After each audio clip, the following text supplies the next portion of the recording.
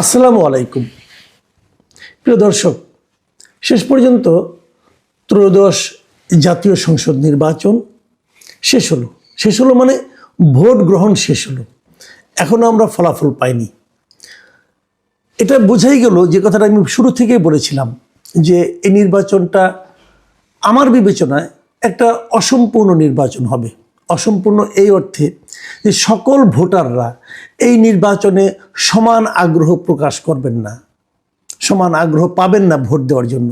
একটা বড় অংশের ভোটাররা তারা বলবেন যে আমরা যে প্রতীকে ভোট দিতে চাই সেই প্রতীকের উপস্থিতি ব্যালট পেপারে নেই, অতএব আমরা ভোট দিতে যাব না। বুঝতেই পারছেন, আমি আওয়ামী লীগের ভোটারদের কথা বলছি। এদেশে এখনও বিপুল সংখ্যক লোক আছেন যারা নাকি নৌকা মার্কা প্রতীকে ভোট দিতে চান।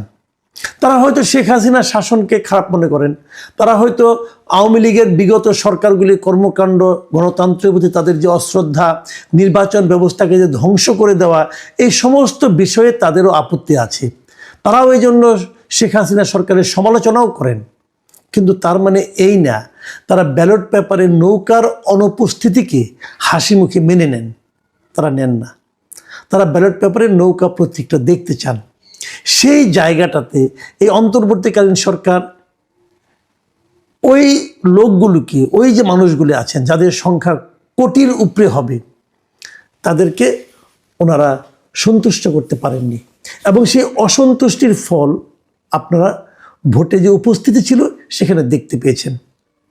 কত ভোট পড়েছে আপনারা সবাই দেখেছেন। আমার নতুন করে এটা শতাংশের হিসাব করার দরকার নাই। আপনারা নিজেরাও দেখেছেন যে কত ভোট পড়েছে। এই যে ভোটের কম পড়াটা, এই কম পড়াটা এই নির্বাচনকে কিছুটা হলেও কিন্তু স্বাভাবিকতার থেকে দূরে রাখবে। যাই হোক, সেটা অন্য প্রসঙ্গ। কিন্তু নির্বাচন তো হয়ে গেল। আমরা নির্বাচনটা কেমন দেখলাম? নির্বাচনে আমি নিজেও ভোট দিয়েছি। এই যে আমার ভোটের মার্কা, আমি ভোট দিয়েছি। আমি কিভাবে ভোট দিয়েছি, কি করেছি, এটা নিয়ে একটু আপনাদের সঙ্গে শেয়ার করব। অনেকে, আমার অনেক পরিচিত, আমার অনেক সিনিয়র ভাইটে অনেকে বলেন যে নির্বাচনে ভোট দিয়ে কোনো লাভ হয় না।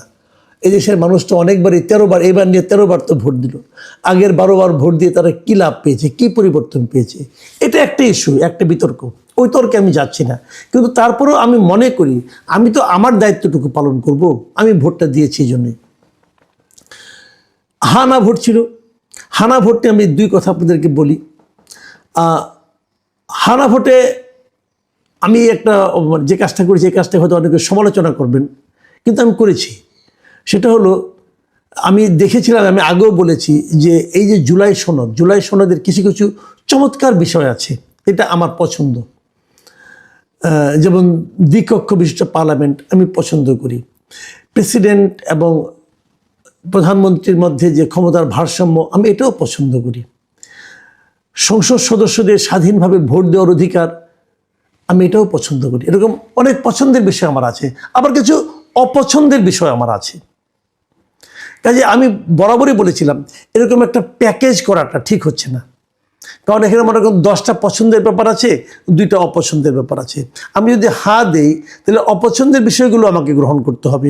আমি যদি না দেই তাহলে পছন্দের বিষয়গুলো আমাদের ত্যাগ করতে হবে। এটা ঠিক হবে না। বারবার বলেছি, এটা হওয়া উচিত ছিল আসলে জুলাই সনদটা সংসদের কাছে তুলে দেওয়া উচিত ছিল। নতুন যে সংসদ আসবে, যারা এমপি হবেন, তারা এই জুলাই সনদ নিয়ে সেগুলোর থেকে যেগুলো বাস্তবায়নযোগ্য তারা ভোটের মাধ্যমে, আলোচনার মাধ্যমে সেগুলো বাস্তবায়ন করবেন। কিন্তু তা না করে মিস্টার আলী রিয়াজের জেদ পালন করার জন্য সরকার এটাকে হানা ভোটের মধ্যে ঢুকিয়ে দিয়েছে। যে রেফারেন্ডাম, মানে যে এই যে আপনার গণভোট, এটা কিন্তু আমাদের সংবিধানেই নাই। সংবিধানের না থাকা বিষয়টা তারা জোর করে ঢুকিয়ে দিয়েছে। ফল কী হবে আমি জানি না, কিন্তু আমি যা করেছি সেটা আমি বলি। যেহেতু আমি অনেকগুলো জিনিস পছন্দ করি, কাজে প্রথমে আমি হাতে সিল মেরেছি। পরে আবার দেখলাম আমি অনেকগুলো জিনিস অপছন্দও করি। সেটা মনে করে যখন আমার হয়েছে, পরে আমি নাতেও সিল মেরেছি। তারপর বলবেন তাহলে তো আমার ভোটটা নষ্ট হলো। হলো, ওনারা তো ভোটটাকে নষ্টই করতে চেয়েছেন। ওনারা যে কাজটা করেছেন ওটা তো নষ্ট করার কাজই করেছেন তারা। তো আমি এটাই করেছি। এটাও যদি আমার অপরাধ হয়ে থাকে, এই জন্য আমি শাস্তি গ্রহণ করতে রাজি আছি, কিন্তু আমি এটাই করেছি। যা হোক, ভোট দিয়ে এসেছি আমরা। এখন আমাদের প্রথম অপেক্ষাটা কি? ভোটের রেজাল্ট কবে হবে? আমার দেখা মতে এর আগে সমস্ত ভোটের রেজাল্ট কিন্তু ওই দিনই হয়ে যেত। আমি অনেকগুলি ভোট দেখেছি, কিন্তু যেদিন ইলেকশন শেষ হয় সেদিনই রেজাল্ট হয়ে যায়। আমার ধারণা ছিল এটা আরও আগে করা সম্ভব, রেজাল্ট অন্যান্য নির্বাচনের চেয়ে তুলনামূলকভাবে অনেক আগে এই রেজাল্ট দেওয়া সম্ভব, কারণ এই নির্বাচনে ভোটার কম ছিল। যেহেতু ভোটার কম ছিল, ভোটার বেশি থাকলে কি হয়, ওই নির্ধারিত সময় মনে করেন 4টা, তারপরে ওই বাউন্ডারির ভেতরে যত লোক থাকবে তাদেরও সমস্ত ভোট নেওয়ার পর গুনতে হবে। অনেক সময় বাউন্ডারির ভেতরে যারা থাকে তাদের ভোটার সংখ্যা হয়তো মনে করেন প্রায় 300 লোক আছে, ওই 300 লোকের ভোট নেওয়ার পর কিন্তু গোনা শুরু হয়। কিন্তু এবার ভোটার সংখ্যা কম থাকার কারণে নির্ধারিত সময় পর্যন্ত বাউন্ডারির মধ্যে অনেক বেশি লোক ছিল না। কাজে আমি মনে করি এবারে ভোটটা রাত্র 12টা 1টার মধ্যে দিয়ে দেওয়া সম্ভব ছিল রেজাল্টটা। কিন্তু সরকারের পক্ষ থেকে এবং নির্বাচন কমিশনের পক্ষ থেকে আমি বলবো, তারা আগেই ঘোষণা করেছে ফল দেবে আগামীকালকে, মানে সম্পূর্ণ পূর্ণাঙ্গ ফল। আজকে দেখলাম যে আপনার একজন নির্বাচন কমিশনার তিনি বললেনই যে পূর্ণাঙ্গ ফল তারা প্রকাশ করবেন আগামীকালকে সকাল 10টার মধ্যে। এখন কালকে সকালের মধ্যে উনি ইসি সানাউল্লাহ যিনি আছেন উনি বলেছেন যে শুক্রবার সকালের মধ্যে বেশিরভাগ আসনের ফল প্রকাশ হবে। এই বিলম্বটা কেন? এই বিলম্বটা নিয়ে আমার কিছু প্রশ্ন আছে, কিছু সন্দেহ আছে। এটা হওয়ার দরকার ছিল না। আমি মনে করি সন্ধ্যা থেকে মানে রাত 8টা 9টা থেকে ফল প্রকাশ শুরু করে যতক্ষণ চলে, যদি 2-1টা কেন্দ্র বাকি থাকে সেটা নয় কালকে সকালে প্রকাশ করা যাবে, বাট ফলগুলো আসতে থাকবে। আমরা বরাবর তাই দেখেছি, আমি নিজে অনেক নির্বাচন কভার করেছি, আমি বরাবর তাই দেখেছি। কিন্তু আগে থেকে যে বলে দেওয়া যে কালকে সকালে ফল প্রকাশ করব, এমনটি আমি কখনো দেখিনি, এবারই দেখলাম। এবং এটা কিন্তু সন্দেহ তৈরি করবে মানুষের মধ্যে।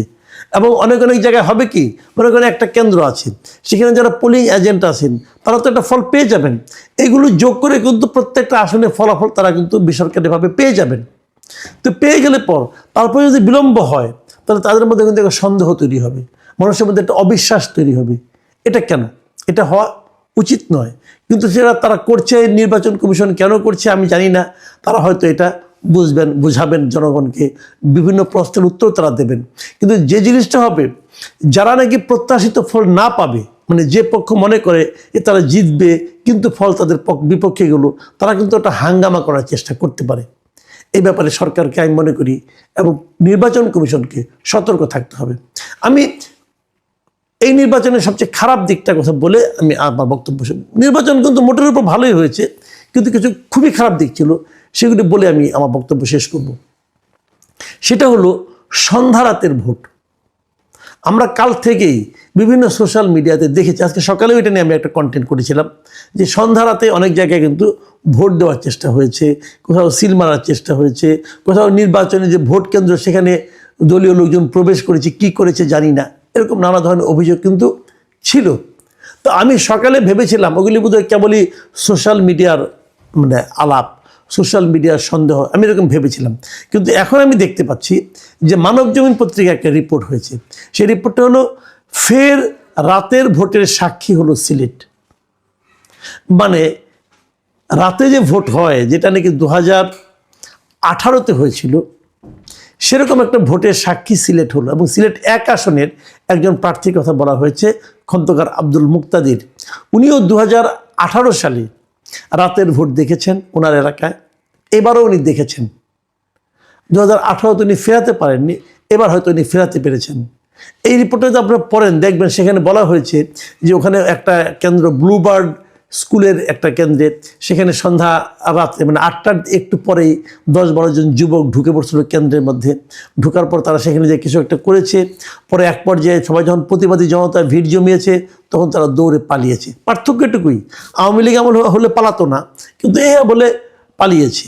এখন এই যে পালিয়েছে, তার ভেতরে যাওয়ার পরে ওখানকার প্রিজাইডিং অফিসারের সঙ্গে আলাপ করেছে ওনারা লোকজন, তারা বলেছেন হ্যাঁ 3 জন লোক এসেছিল এবং তারা নিজেদেরকে ইলেকশন অবজারভার হিসেবে পরিচয় দিয়েছে এবং কিছু ঘটনা ঘটেছে এখানে। এই ঘটনাগুলি কেন ঘটতে পারলো?